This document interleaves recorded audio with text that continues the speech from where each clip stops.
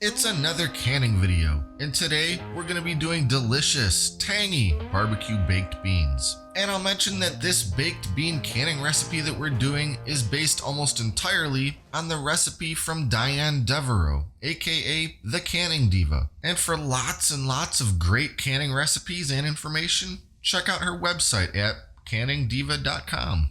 Anyway, these beans are sweet, savory, meaty, and have just a little kick of great barbecue flavor. We're going to go through every step of cooking this recipe and then pressure canning all of it up. Now let's roll that beautiful bean footage.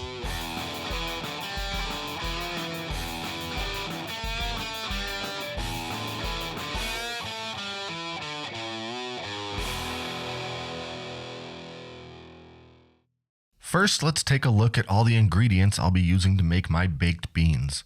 First up, the beans. I'm using a pound of dry kidney beans, followed by some chicken stock, onion and garlic, molasses, tomato paste, brown sugar, some Dijon mustard, some of my homemade barbecue sauce. A quick note, the original recipe for this technically calls for the use of ketchup, but I'm not going to be using that for two reasons. Number one, I hate ketchup.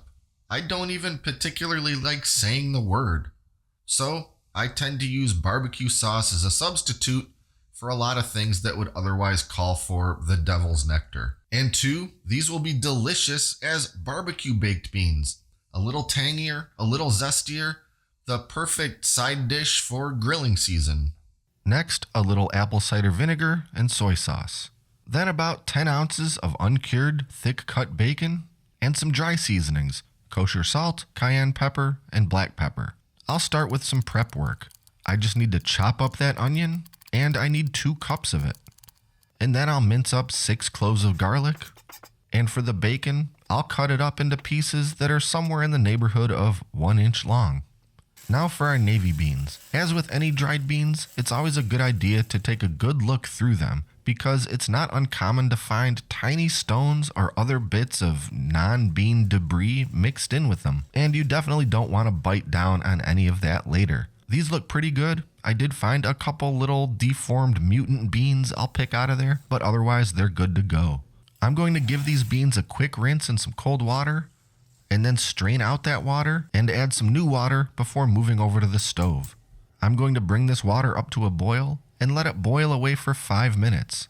After that, I'll reduce it to a very low simmer and cover the pan with a lid, and I'll just leave this alone for 30 minutes. I'll mention that because this is a canning recipe, I'm not going to be soaking or cooking these beans for as long as I would if I was intending this to be a baked bean dish that I want to eat right away. This is because all of those beans are going to essentially be pressure cooked for over an hour in the jars in the canner. Because of this, I want to start with beans that are still slightly firm so they don't end up as a great big pile of mush after pressure canning. Now it's bacon time. I'll get my large, deep-walled cast iron skillet heated up before throwing in all that bacon. I'll fry it for a few minutes, just until it's cooked through, but just shy of turning crispy. Once it's looking ready, I'll use a slotted spoon and remove all of the bacon pieces from my skillet while trying to leave as much of the bacon grease behind as possible. And that's because I'm using all that delicious grease to saute my onions. I'll cook those onions for just about 3 minutes and then add in the garlic. I'll let that all cook for another minute or two, and then I'm killing the heat. I want to cook the onions and garlic long enough to become aromatic and delicious, but I don't need them completely softened. For the same reasons I don't need completely soft beans, so I'll just leave them all in this pan with the heat off for a few minutes until we're ready for them again. And now we're making the sauce. All I need to do is combine the chicken stock, brown sugar, molasses, barbecue sauce, soy sauce, apple cider vinegar, Dijon mustard, tomato paste, kosher salt, black pepper, and cayenne pepper. Whisk it all until thoroughly mixed and incorporated together, and our amazingly flavorful and tangy sauce is ready to go. Now I'm back over to the stove, and I've got the heat turned back on to medium. After straining the water from my simmered beans, I'm adding them all into the skillet to join those onions and garlic, followed by the bacon. I'll mix all those components together, and it's at about this time that I'm really second guessing the size of this skillet, and I'm thinking I should have gone with my large enamel Dutch oven instead. But oh well, we're not going to let a little thing like physics get in the way of progress. Next up, in goes all that beautiful sauce.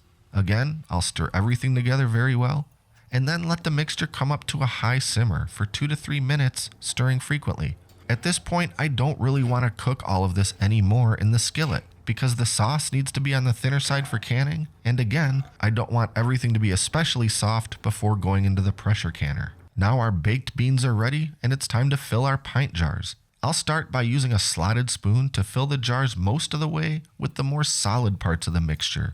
It looks like I've got a little more than 4 jars worth, but I won't bother canning a partial jar. So 4 jars it is. But since there is still a bunch of solids left in my skillet, I'm going to use the slotted spoon and a strainer to separate out most of the liquids, and that's because I now need to top up my jars with that liquid. Or rather, top them up while leaving a full 1 inch of headspace in each jar. And to make sure I've got a full 1 inch of headspace, I'll use my little headspace measuring tool and check each jar. And it looks like I need to remove just a few beans out of each jar. And now that's looking better. Now with the other end of that same tool, I'll go ahead and debubble. I'm just stirring the beans around a bit and scraping the side walls of the jars, just trying to dislodge any air bubbles that might be trapped down in there.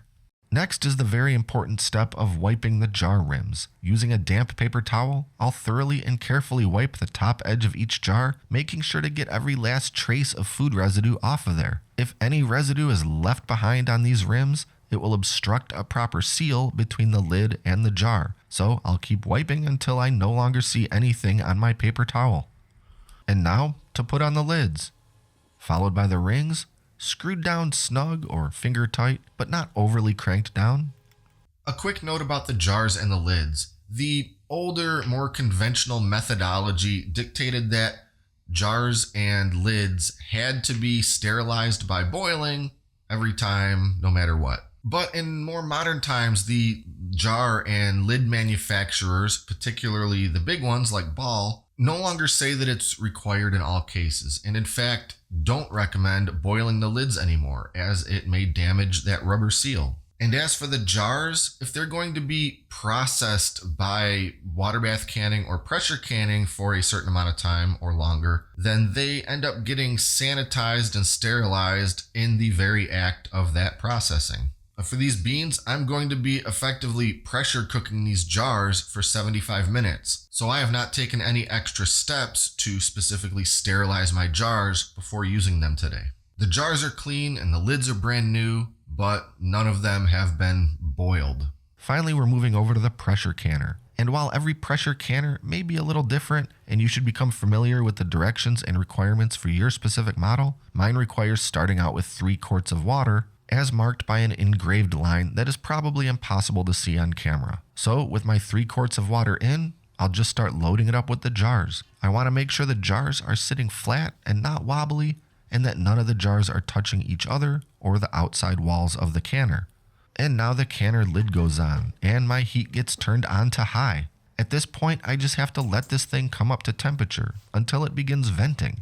Venting is when a jet of steam begins shooting out of the little valve in the top of the canner. Again, different models of pressure canners may look or act differently, but this is how mine works. Pressure canning works by superheating your jars with steam, and for that, we need to have a pure steam environment inside of the canner. So as it begins venting, what that means is that steam and pressure are pushing out anything that isn't steam, specifically air. And to be certain that all the air is gone, we will let it vent for 10 full minutes before going to the next step. And that next step will be adding the pressure weights. This is a kind of old school style of pressure canner that uses weights to regulate pressure. For 5 pounds of pressure, I'd just use this little topper. For 10 pounds, I'd add 1 weighted ring. For 15 pounds, I'd add both rings. For my recipe today, I need 10 pounds of pressure, so I'll just use 1 ring with the topper. A lot of pressure canners are more high-tech than this and use a dial and or gauge to measure and regulate pressure. If that's what you have, follow the instructions for your particular model to achieve 10 pounds of pressure. Okay, it's been a few minutes and venting has begun. It's hard to see the venting steam on camera, but I'll use my flashlight to hopefully help it show up a little better. I'll let this vent now for 10 full minutes and then we'll be back. Alright, 10 minutes is up and now I'll just put on my weighted topper. And I will use a pair of tongs to do this, since there is in fact a jet of pure steam blasting out right where my fingers would otherwise need to go. Now that the pressure regulator is in place, I will let the heat and pressure start to build up in the canner until this thing starts rocking back and forth. Once it achieves a nice, steady rocking, my processing time has officially begun, and I have to do a little fine-tuning with my heat to get that nice, even rocking. Too high, and it will be spastically rocking and bouncing around. Too low, and it will hardly move at all. For my stove, I need about medium-high heat to get it just where I want it. And since this recipe calls for 75 minutes of processing time, I'll set my timer, and we'll pick this back up in 75 minutes. Okay, processing is done, my heat is turned off. And now I just need to leave this all alone for a few more minutes and let the pressure come all the way down on its own. I will not try to screw around with the topper or try to remove the lid until all the pressure is completely gone, usually 5 to 10 minutes. And it's finally time to pop this thing open and see how we did. My jars will continue to bubble and maybe even hiss for a few minutes, and that is perfectly fine. I'll let them sit here for about 5 more minutes before touching them, and then using my jar lifter tool, I'll move them over to a towel over on the counter. Now all I have to do is nothing.